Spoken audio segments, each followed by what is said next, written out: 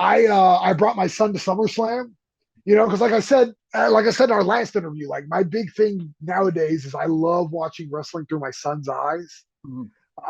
just because he has a perspective that I don't, and he's the market that they want. They WWE has all my money. They know it. Yeah. They're not trying to get my dollar. They've already gotten all my dollars. They want the next generation's dollars. Yes, it's and so one of those cool moments was at SummerSlam. Bianca and Becky have their match, and then Bailey's music hits, right? So And cool. it's like, oh, and then Dakota comes back, and it's like, oh, and then out comes Io Sky. It's like, oh, and like my son's losing his mind, and he's not the biggest fan of women's wrestling, Hmm. but like that was one of those things that even after the show, where we literally saw a ring flipped by a tractor. Yeah. So insane.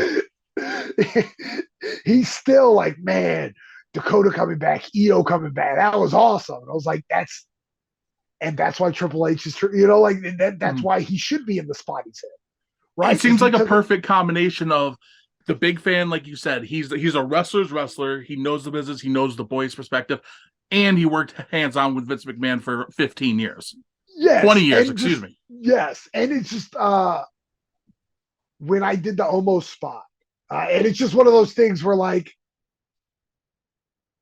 he knows watching his brain work is just like it's so surreal for the fan in me.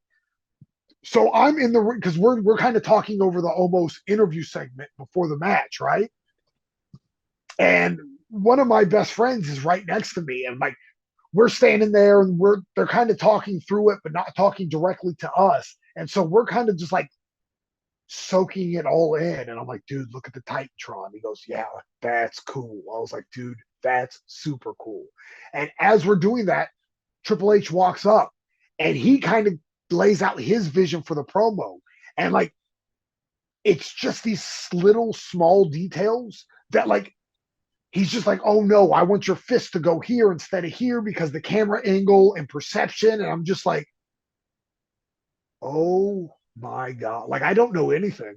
I've like, this dude is working on such a different level, and again, we're talking about almost and jobbers. It's not like he's laying out a 5-star classic. Hmm. And it's just like it was such an incredible moment, just the learning experience, just watching him explain these little minute details, but why they mean so much in the bigger picture.